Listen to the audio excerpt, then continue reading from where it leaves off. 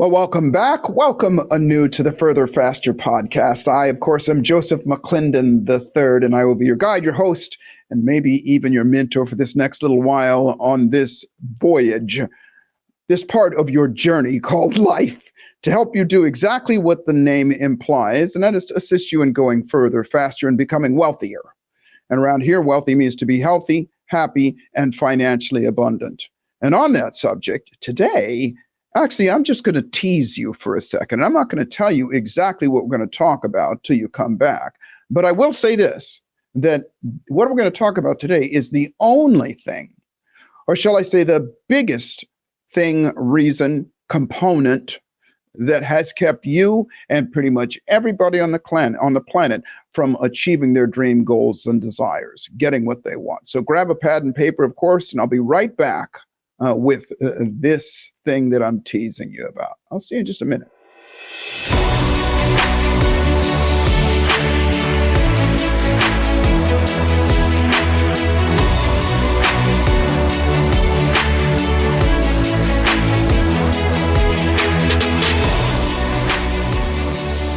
Well, welcome back. Welcome back. And I'm going to tease you just a little bit more before I tell you what we're talking about. And I'm going to start things off by saying I was blessed, as some of you have been as well, to have had unbelievable parents.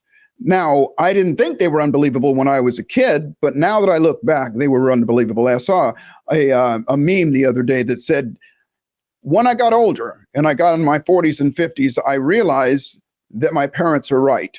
I just didn't like their tone.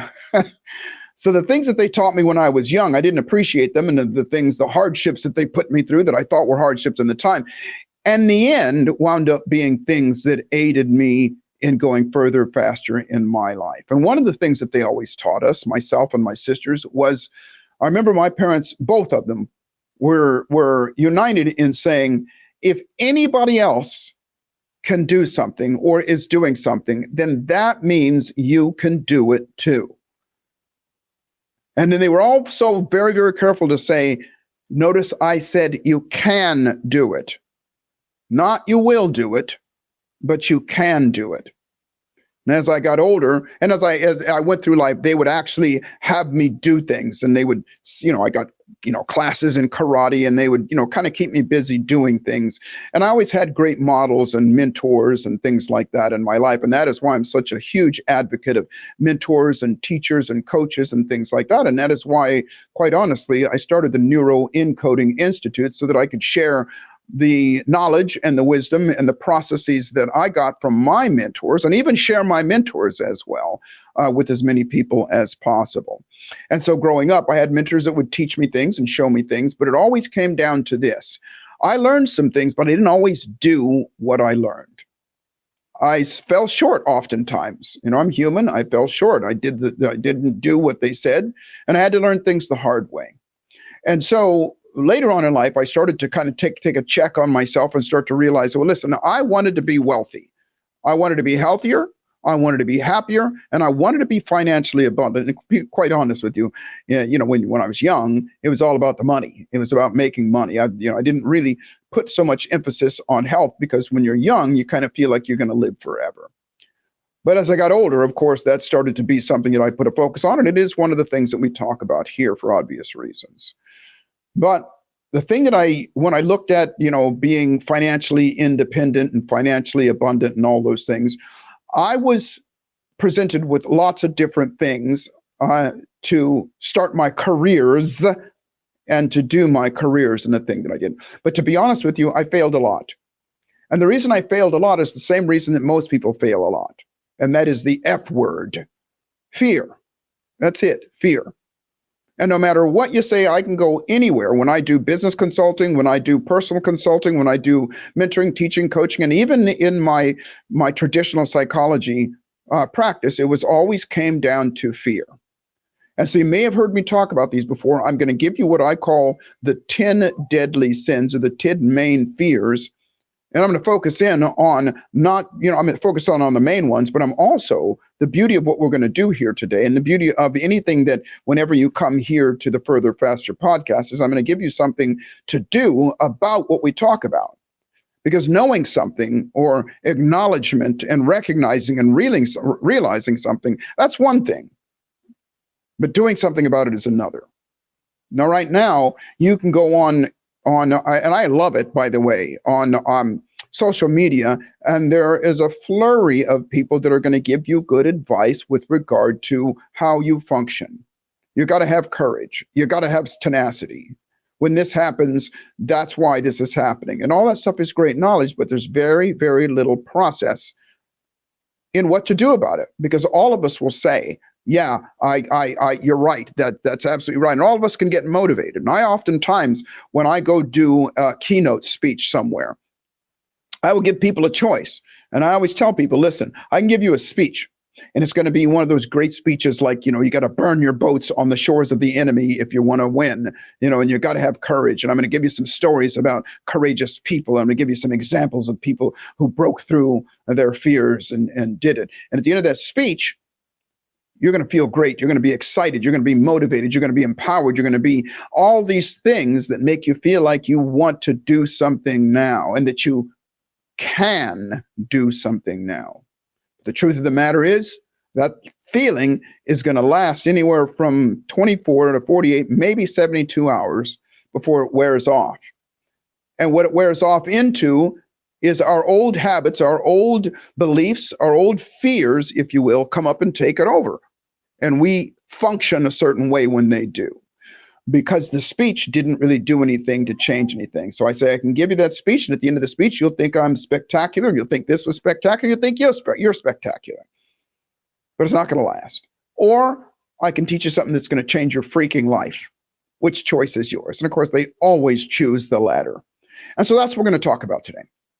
There's not a person that can step in front of me, at the risk of sounding arrogant, that I can't make a difference in their lives, at least in awareness. And so that awareness is the awareness of these, what I call the 10 deadly sins, or the 10 deadly fears, or you can call these also the thieves of our dreams. And they are procrastination, hesitation, fear of failure, fear of success, self-doubt, self-loathing, imposter syndrome, fear of rejection, stress, and overwhelm.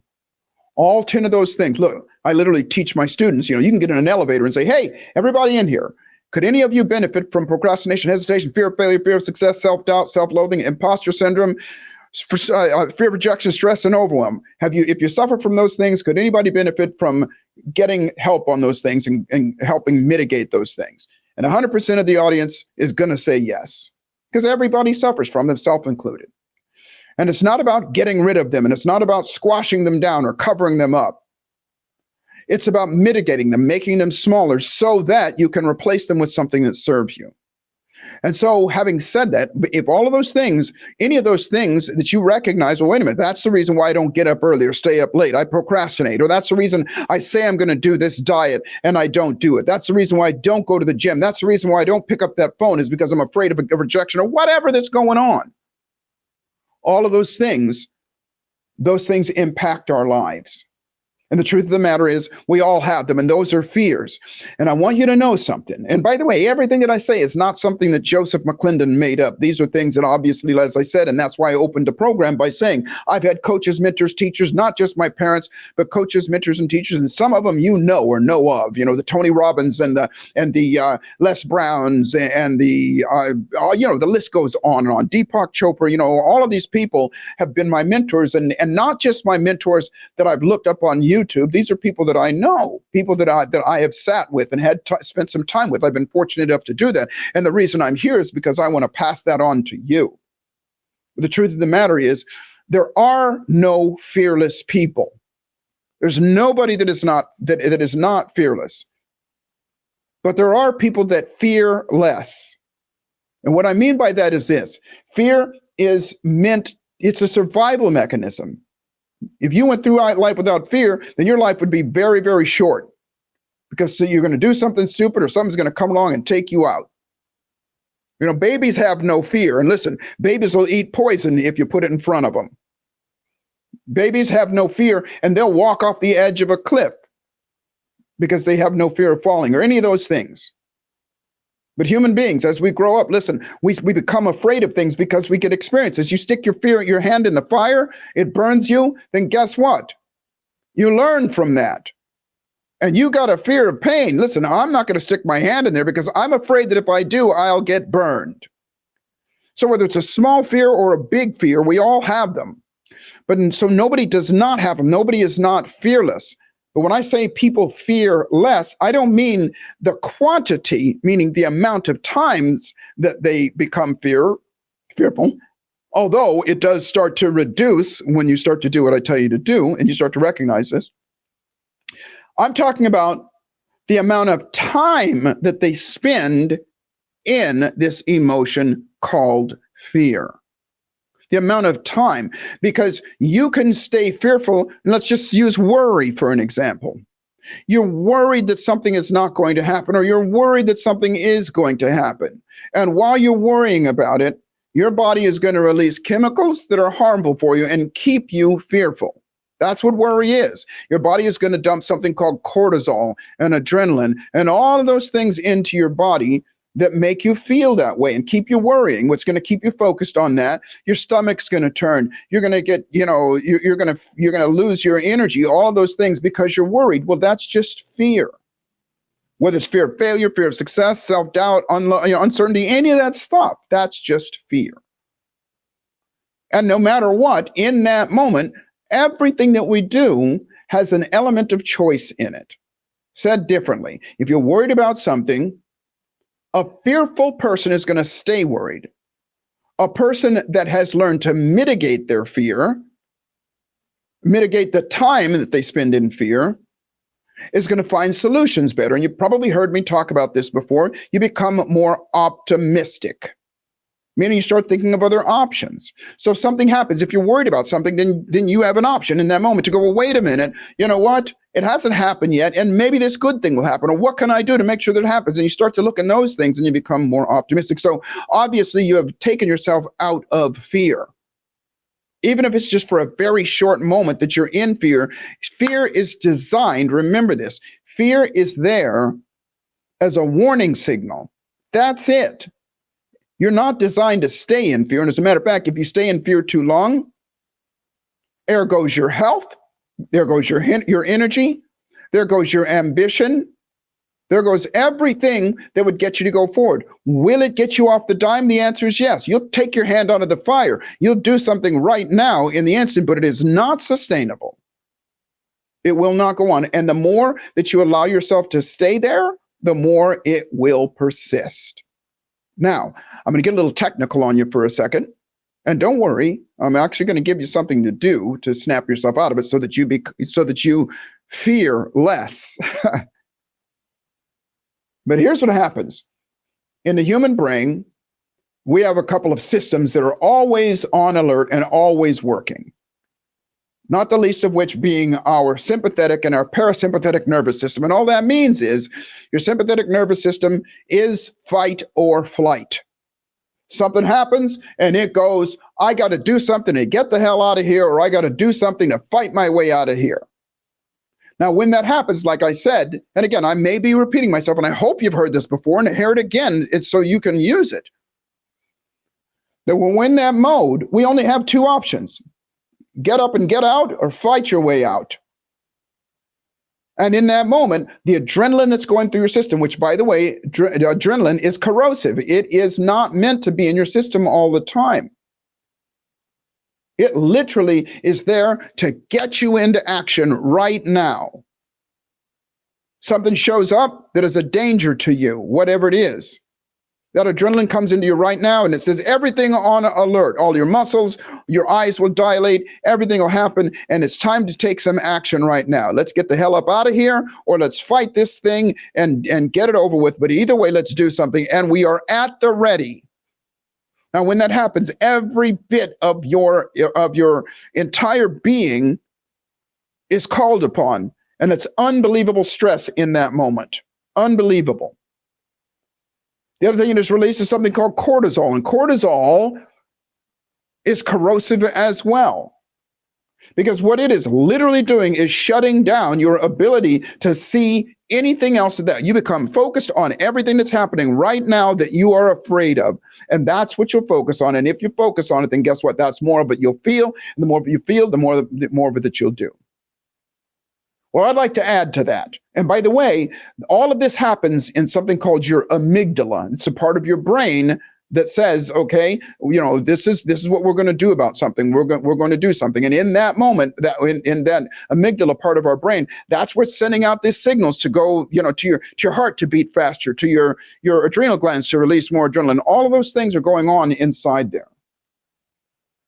But I want to submit to you that there is a third element that happens, and this is where most people live, because most people do not live in that much fear. Most people do not live in that life or death situation. It does happen from time to time, yes, but think about it. When was the last time you felt like you were dying? You felt like that the end of your life was coming right now. It's very seldom for most of us, especially in this day and age. But we do suffer from is what's called low level fear and by the way, when you're stressed, that's all stress is fear. Low level stress. And what that means is maybe it's not life threatening, but it's something to worry about, which means that the body is releasing those chemicals that I said before in smaller doses, but it's continual. And it's all the time. It's with us. Depression. Depressed people, you take their blood, you measure the amount of cortisol in their blood. It's huge. And it's constant. And so through time, it denigrates us and it causes us to do things that don't help us. Why? Because we don't feel good and we want to get out of that feeling. So we do things, eat more food or alcohol or weed or, substance abuse and things like that to get out of pain, because that's what our amygdala says is get the hell out of pain. And so we do those things. And what I would like to submit to you is that there is a third element that happens in between there. And it's not a third element. It's actually fight or flight, either one of them, the way you want to look at it. And that is this. It's fight, flight, or freeze. Fight, flight, or freeze. And freezing is what most of us do. When I say freezing, it's we do nothing at all. We do nothing at all. We retreat to the comfort of doing nothing at all, not making that choice, not taking action on something, not doing something about it. You know this as procrastination. Our brain starts to think, because that's the only choice. Oh, I'll do it tomorrow. And as soon as we think it, remember, we cannot tell the difference between what's real and what's not when we imagine it. So we think to ourselves, I will do it tomorrow. I'll feel better and I'll do it tomorrow. And in that moment, the brain and the body believes that's true because you said it. And guess what? You're off the hook just like that. And you forget about all the pain and you take yourself out of it. You become fearless. You fear less in that moment. You've actually done the process of taking yourself out of fear. You'll go, I'll do it tomorrow. Now, I was watching, I love to watch nature shows on YouTube and on National Geographic and everything. And there's a few animals, several animals that demonstrate this as well. One of them is little pigs. I was watching this thing where they're out hunting wild boar, and they're kind of a nuisance around the United States and actually around the world now. And what happens is when they're startled, the little pigs just freeze and just drop in the moment, and they do nothing. And when they test these pigs and they do this, there's the same thing that's happening inside of their brain that's happening inside the human being's brain. That they just freeze, they just drop to the ground and just stay in one place. And there's another example of it that's hilarious. There's these goats these baby goats, and I forget what kind of goats they are. When they become scared, they actually become paralyzed and they fall right over in that moment. Well, the reason I share that with you is the same thing that's happening inside their brain is the same thing that's happening inside a human being's brain. When we do something else, we freeze and we go watch Netflix or we do whatever, we take ourselves out of that pain. That is your amygdala working. Your brain is working absolutely perfectly.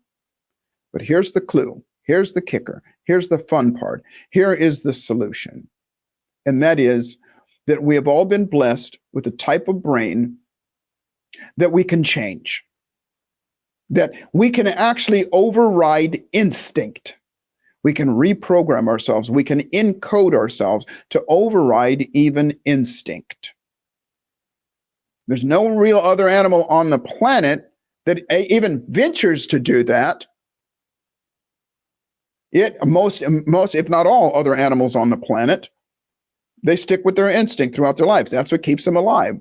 Birds have an instinct to fly south for the winter.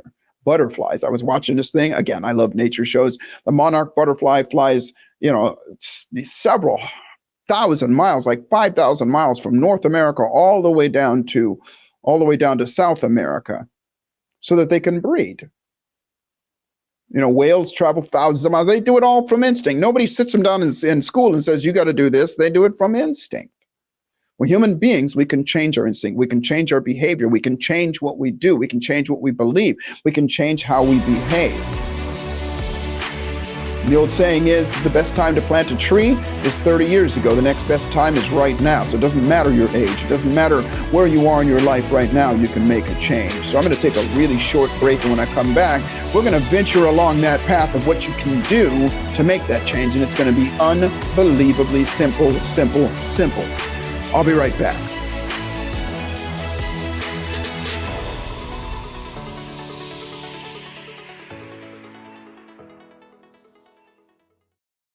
Hey, what's good? It's me, Joseph McClendon III, and let me get real with you just for a second. Now, you've probably heard me talk about this before, something that I call the thieves of our dreams. Procrastination, hesitation, fear of failure, fear of success, self-doubt, self-loathing, imposter syndrome, and fear of rejection. Well, let me ask you a question. What if you could not only retrain your brain and your nervous system to automatically default to your absolute best thoughts, emotions, and behaviors, but you could also do the same for others that are going through difficult times and challenges in their own lives and things that are stopping them from creating the life of their desires?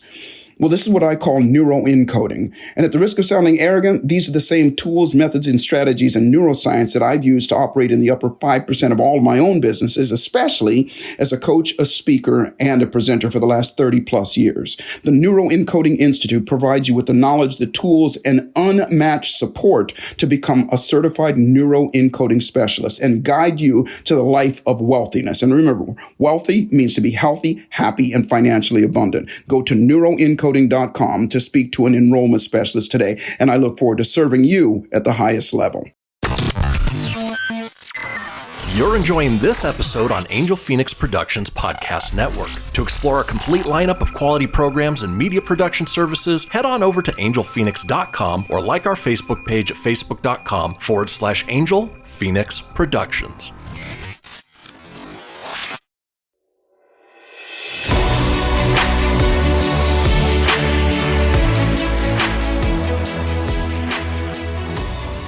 Well, welcome back.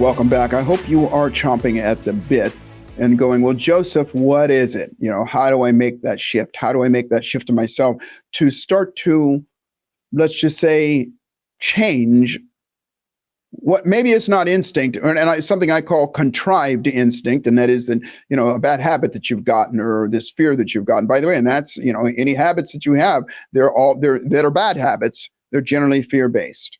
That is a bad habit is another thing that we have learned to do to take ourselves out of fear, to take ourselves out of uncomfortableness. Now, before I jump into that, I want to tell you that I'm talking the entire spectrum of fear, from absolute life-threatening fear all the way down to mild worry. I think all of us will agree that the less time we spend in those moments or in that emotion, the better off we're going to be. The quicker we're going to be able to figure a solution out. The better our lives will be. We're going to be, the happier we're going to be, the healthier we're going to be, and all of those things.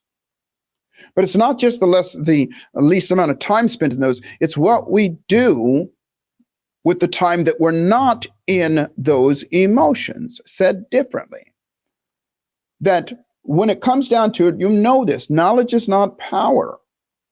Knowledge is only stored information. Your cell phone has got so much knowledge in it, it's crazy. And access to knowledge. Heard somebody say that 80 to 90% of all of the information since the dawn of time is somewhere on your phone somewhere, because you have access to the internet. Knowledge is not power, but and they say that action is power, and I say that that's true. But action implies that you're doing something once or twice or maybe even 10 times. That's not power either. When I say power, it means in this case, power means getting something done. That means doing the stuff that it takes to get your dreams, goals, and desires.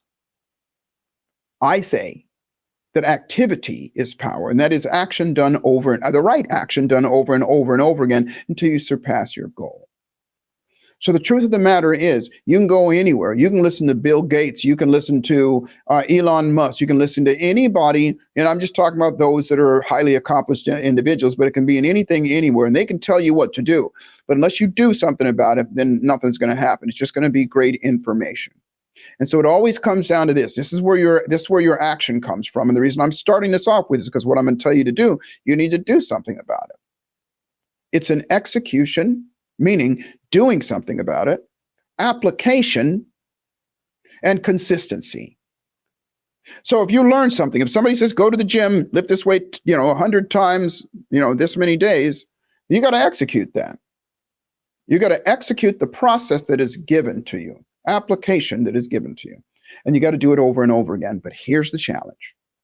Remember what I said: procrastination, hesitation, fear of failure, fear of success, self-doubt, self-loathing, imposter syndrome, fear of rejection, stress, and overwhelm. All of those things tend to get in our way. And all those things are just fear of being uncomfortable. That's it.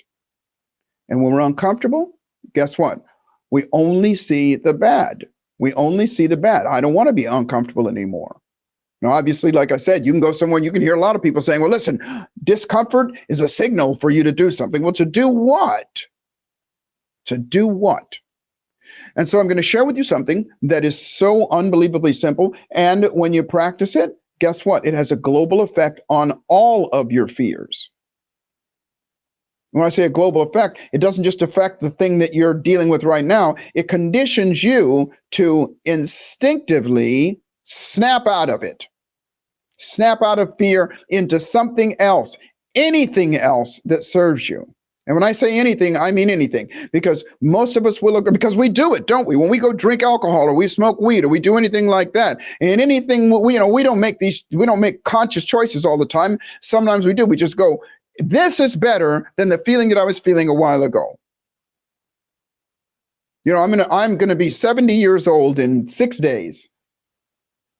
And I've been around long enough to have seen, I used to watch that, on television, and it's still there, by the way. It is like, you had a hard day at work. What do you do as soon as you get home? Let's grab a beer or grab a drink or whatever, and a cigarette and that kind of thing. And all that did was taught, people that's what you do when you get stressed and you're going through, even when you're tired, grab something to just take yourself away from their problems, that kind of thing. And guess what that graduated into? Alcoholism grew like crazy. Now it's, all the other things that are doing things like that. So the question is, would should you snap into instead of being fearful? And so when I say anything, I mean anything that is predetermined, that puts you on the path, or predetermined that is better and it's going to serve you in that moment to get you what you want. What does that mean? Number one, write this down. What do you want? Because if you don't know, if you're fearful about something, if you don't feel like doing something, if you're going through procrastination or whatever, guess what you're not thinking about? What it is that you want. You're focused on the unresourceful stuff. And I made it really simple for you, because what you want is everything that I said at the very beginning of this, and it is the foundation of the Neuroencoding Institute. It's the foundation of Further Faster, and we all want the same thing, and that is to be healthy, happy, and financially abundant. If you just remind yourself in that moment, well, wait a minute, what I want is to be healthy, happy, and financially abundant, then guess what you are not in that moment? Again, you're not fearful. And so the process that I'm going to give you is called interrupting your pattern. You've heard me talk about it, and there's hundreds of ways to do it. And that is, go ahead and allow yourself to be fearful for a second, because that's the alert. That's okay. Well, wait a minute. I got to do this. And I got to do this. And as soon as you feel bad, as soon as you feel uncomfortable, as soon as you feel stressed, as soon as you feel any of those things, stand up. Because I promise you, 99% of the time when you're going through any kind of fear, you're sitting down, slumped over, maybe driving in your car or whatever, doing whatever. So in that moment, I don't care if you got to pull your car over or whatever, stand up and shake yourself out and put a smile on your face. I know this sounds unbelievably simple, but it is. Because here's what happens. As soon as you do it, number one, you are no longer in that fear, even if it's just for a moment. And your brain is going, well, what else should I do? What else should I do? And you've created what's called a scotoma, which is a blank spot, which is a vacuum in your brain. And your brain says, give me something. So as soon as you smile, guess what happens? All the way back to what I said, the antithesis of fear is joy, is happiness. And what happens there is your body is going to release, I almost said the Kraken, but it is, and maybe it is the Kraken in terms of good things. It's going to release dopamine, which is the euphoric hormone. It's going to release oxytocin, which is the love hormone. It is going to release dopamine, which is the possibility hormone, which is going to make you feel good in the moment. And then your brain is going to go, what just happened now that I feel good? Oh, I snapped myself out of it. And guess what? Because you do it over and over again, here's the formula: feel bad on purpose and then snap yourself out of it. Stand up, shake yourself out, interrupt your pattern. Number 3, feel good, smile. And then number 4, celebrate, pat yourself on the back and go, I just snapped myself out of it. So all you're doing is practicing feeling bad and snapping out of it and feeling good. Feeling bad, snapping out of it and feeling good. And this is what I promise you, ladies and gentlemen, that is that everything that you've ever done in your life, that you're successful at, any habit that you have right now, anything that you do, you learn to do it through repetition. I call it human physics. You learn how to drive a car, ride a bicycle, write your name, do any of that stuff because you've done it over and over and over again to such a point. And to go back on what I said, you took activity. You did it over and over. And at some point, you don't have to think about it anymore. It's a habit with you. It is something that is natural with you. You do it automatically. And so the same thing here. So I'm not teaching you anything that is foreign to the nervous system. Your brain and your body want to do this. That's how you become optimistic. And that's how you become that kind of person that looks for possibility when other people look and are stuck in pessimism. Lastly, I'm going to say this, that it is not your fault. Remember I said, I'm old enough to remember when all these things were happening in television, all that stuff, and it still happens now. Now it is tenfold. Whether it's television, whether it's the media or whatever, is designed to keep you in low-level stress. Why? Because they know if they got you there, then they can promote things that you believe are going to take you out of here. Drink this type of beer, smoke this kind of cigarette, drink this kind of alcohol, do this, watch this show. And we become mesmerized with that stuff. And guess what we're not doing when we're mesmerized? And guess what we are doing? Just like those little piglets and just like those little goats, we're in our amygdala that is going fight or flight or freeze, and we freeze. And when we freeze, we get nothing done. And when we freeze, we actually move backwards. So this process, listen, this is the simplest way one of the simplest ways I can do it. And probably this is not the first time you've heard me talk about it. That is why it is and how important it is to us. The more time that you spend working on yourself, snapping yourself out of it, the more healthy, happy, and financially abundant, said differently, wealthy you will be. I hope this has been helpful for you. I'm Joseph McClendon III, and this has been the Further Faster podcast. I look forward to serving you more in the future, and I will see you at the top.